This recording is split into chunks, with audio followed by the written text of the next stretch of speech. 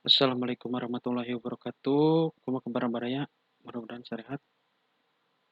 Balik deui di channel Yusuf Iskandar Muda di tanggal genep Juni 2022 di jam 22.16. Di pembahasan poe ayeuna saya rek ngabahas Muchtar Kusumaatmadja, diplomat Sunda penggagas wawasan Nusantara. Suatu hari Rektor Universitas Pajajaran dapat panggilan dari Presiden Soeharto. Ia memenuhinya pada 11 Januari 1974. Tidak ke istana, melainkan ke Jalan Cendana, Jakarta. Sang rektor tidak tahu apa maksud pemanggilan. Aksi mahasiswa menentang modal asing memang sedang ramai. Tapi dia yakin bukan itu perkara yang akan dibicarakan. Toh demonstrasi bisa diatasi aparat. Terlebih ia bersama beberapa rektor kampus lain juga sudah berusaha mencegah mahasiswa Bandung bergerak ke Jakarta. Ternyata maksud beliau memanggil saya adalah lain daripada yang saya duga. Aku sang rektor Muchtar Kusumaatmadja dalam memoir di antara para sahabat. Pak Harto 70 tahun. Muchtar melihat Soeharto tampak tenang ketika pembicaraan dimulai.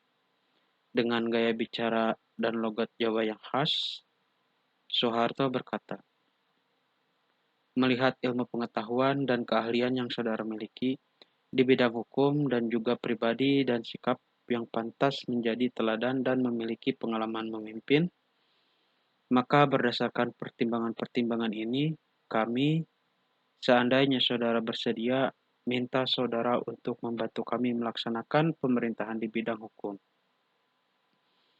Apa yang dimaksud Soeharto sebagai melaksanakan pemerintahan di bidang hukum? Tidak lain adalah memimpin Departemen Kehakiman. Muchtar yang merasa sanggup mengemban tugas itu menyatakan bersedia menerima tanggung jawab. Begitulah awalnya Muchtar menjadi Menteri Kehakiman menggantikan Umar Seno Aji yang digeser menjadi Ketua Mahkamah Agung. Bagi Muchtar, jabatan itu berarti peluang untuk mengembangkan gagasan-gagasannya menjadi suatu yang lebih konkret.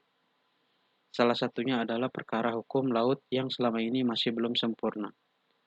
Merasa didukung penuh oleh Soeharto, Muchtar yakin akan mulus menjalankan tugas-tugasnya.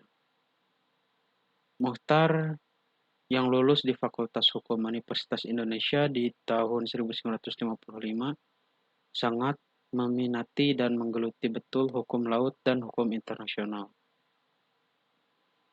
Aku sudah mendengar bahwa Muchtar pada tahun 1957 menyusun konsep batas negara kepulauan yang kemudian dideklarasikan sebagai pendirian Indonesia dikenal sebagai Deklarasi Juanda. Tulis Ajib Rosidi dalam Hidup Tanpa Ijazah. Konsep-konsepnya tentang Indonesia sebagai negara kepulauan kemudian dikenal sebagai wawasan Nusantara di era Orde Baru. Pertengahan 1950-an, Muchtar sudah terlibat sebagai delegasi negara untuk perundingan-perundingan soal hukum laut dan persoalan batas teritorial. Ia memang dikenal sebagai ahli hukum yang juga piawai dalam diplomasi. Di bidang pendidikan, pria Sunda yang lahir pada 17 Februari 1929 ini mengawali karir profesional sebagai dosen Fakultas Hukum Universitas Pajajaran pada 1959 di era awal demokrasi terpimpin. Kala itu Muchtar dikenal sebagai dosen muda yang cerdas. Dia turut berperan dalam pengembangan pendidikan hukum di universitas itu juga Indonesia secara umum. Selain cerdas, Muchtar juga kritis. Esai-esainya yang tajam cukup sering terbit di media massa dan sesekali membuat kesal rezim Soekarno. Dalam satu artikel, Muchtar mengkritik Manifesto politik yang digaungkan Soekarno. Setelah itu tahu-tahu dia dipecat sekira di tahun 1963. Padahal baru saja mencapai gelar doktor di bidang hukum laut dari Unpad, rumornya ada Soekarno di belakang keputusan itu. Karena tak lagi jadi dosen Unpad, Muchtar harus angkat kaki dari rumah dinasnya di Jalan Tengku Angkasa. Untunglah pemasukannya tidak sepenuhnya hilang, karena dia masih bisa mengajar di kampus swasta, yaitu Universitas Parahyangan. Dan satu-satunya instansi pemerintah yang masih mempergunakan jasanya adalah Sesquad, Sekolah Staf Komando Angkatan Darat, tulis Adik Muchtar Suwarno Kusumaatmadja dalam menapak koridor tengah. Kala itu Sesquad dipimpin Letnan Jenderal Sudirman dan Mayor Jenderal Suwarto. Angkatan Darat adalah lembaga yang cukup berani berseberangan dengan Presiden Soekarno, serta lawan penting Partai Komunis Indonesia.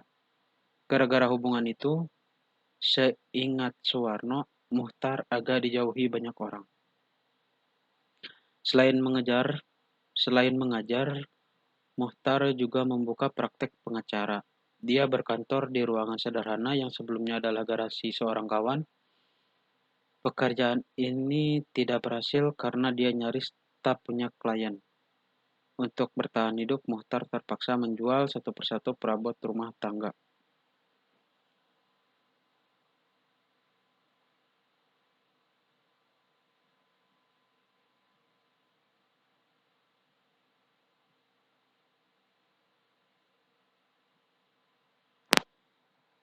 Nasib membawanya ke Amerika Serikat pada tahun 1964.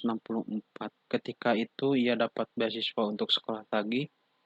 Dia menimba ilmu di Universitas Harvard dan Universitas Chicago.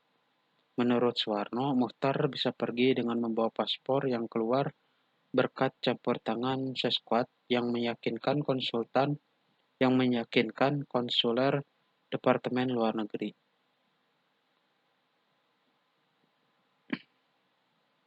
Muchtar masih di Amerika Serikat saat G30S meletus. Dia baru pulang pada 1966 saat kondisi politik mulai berubah. Soekarno melemah, dan angkatan darat yang dipimpin Soeharto perlahan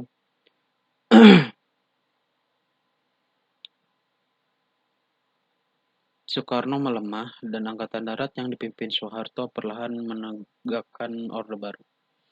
Angkatan Darat menjadi backing dari kelompok anti-Soekarno yang belakangan mendaku diri sebagai Angkatan 1966. Suwarno adalah salah satunya. Muchtar kemudian diajak ikut bergerak oleh aktivis mahasiswa di Bandung. Terjungkalnya penguasa lama membuat Muchtar bisa kembali mengajar di Unpad. Peristiwa pemecatan Muchtar tahun 1963 bahkan menjadi modal sosial tambahan setelah era Bung Karno, ujar Suwarno.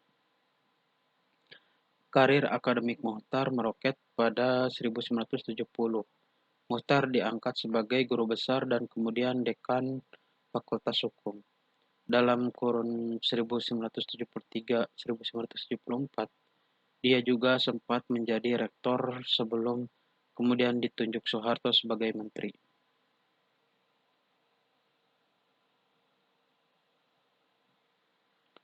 Muchtar menjadi Menteri Kehakiman hingga Maret 1978.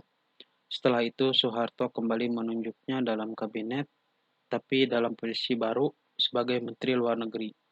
Jabatan ini bahkan dipegangnya lebih lama, antara 1978 hingga 1988, atau dua periode kabinet pembangunan daripada Soeharto. Di masa menjadi Menteri Luar Negeri itulah, seperti diberitakan Harian Angkatan Bersenjata di tahun 1988 dan dikutip dalam buku Presiden RI kedua Jenderal Besar Haji Muhammad Soeharto dalam berita buku X 1988. Muchtar dapat kesempatan lagi untuk merumuskan dan menyebarkan gagasannya tentang wawasan Nusantara. Dia juga menulis tentang penerapan wawasan Nusantara. Sejak Muchtar menjabat Menteri Luar Negeri, Kementerian Luar Negeri kemudian seakan selalu dekat dengan orang Sunda. Banyak juga orang Sunda yang jadi diplomat-diplomat penting dan duta besar di negara sahabat. Setelahnya ada Ali Alatas, Hasan Wirayuda, hingga Marty Natalegawa. Ini barangkali memang hanya kebetulan, tapi tetap saja satu pesona sejarah yang unik. Muchtar Kusumaatmadja tutup usia pada 6 Juni 2021 di usia 92 tahun, tepat setahun yang lalu. Untuk mengenang segala jasanya, akhir tahun lalu pemerintah Provinsi Jawa Barat mengusulkan Muchtar sebagai pahlawan nasional. Artikel ini terbit pertama kali pada 23 Juli 2021. Dengan judul yang tidak diubah, redaksi melakukan penyuntingan ulang dan menayangkan kembali untuk rubrik Mozaik.